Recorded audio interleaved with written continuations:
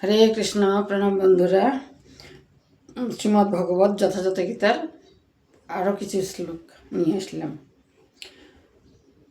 44 উচ্ছন্ন কুলধর্মানাং মনুষ্যানাং জনার্দন নরকেও নিয়তং ব্যাস ভবতি তনুশ্রম। হে জনার্দন, যাদের কুলধর্ম নষ্ট হয়েছে তাদের অনন্তকাল নরকে বাস করিতে হয়। এইরূপ আমি শুনেছি। কেবল কুলধর্মই নষ্ট হয় না, পরন্তু শাশ্বত সনাতন ধর্মও নষ্ট হয়ে যায়। যাদের ধর্ম নষ্ট হয় তাদের অনন্তকাল পর্যন্ত নরকে বাস করতে হয়। এটা আমি শুনেছি, দেখিনি, কেবল শুনেছি।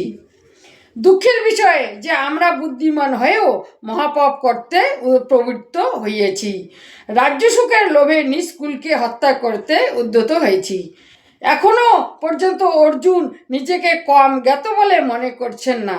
শুরুতে প্রত্যেক সাধক এইরূপেই বলেন। মহাত্মারা বুদ্ধ বলেছেন যে মানুষ আংশিক অবগত হলে নিজেকে মহাজ্ঞানী বলে মনে করতেন। ও যখন অর্ধেকের বেশি অবগত হন তখন নিজেকে মহামূর্খ বলে মনে করেন। তেমনি অর্জুনও নিজেকে জ্ঞানী ভাবছেন। তিনি শ্রীকৃষ্ণকেই বোঝাচ্ছেন যে এই যে পাপ থেকে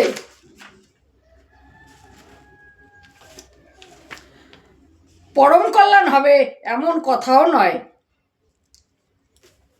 কেবল রাজ্যসুখের লোভে পড়ে আমরা কুলনাশ করতে উদ্যত হয়েছি।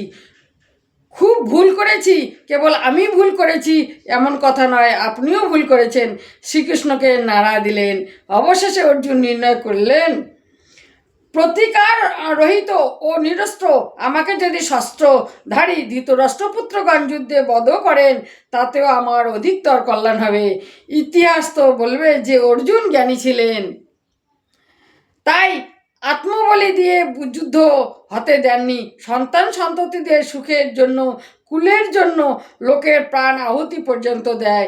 বিদেশে গিয়া বৈভবপূর্ণ প্রসাদে থাকলেও অল্পদিনের মধ্যে নিজের কুড়ে ঘরের কথা মনে পড়ে। মোহ এত প্রবল হয়। তাই অর্জুন বললেন যে শস্ত্রধারী ধৃতরাষ্ট্র পুত্রগণ প্রতিকারে অনিচ্ছুক। আমাকে যদি যুদ্ধে বধ করেনও তবু তা আমার জন্য অতি কল্যাণকর হবে। পরিবার তো সুখী থাকবে। হরি বল, হরি বল। হরে কৃষ্ণ।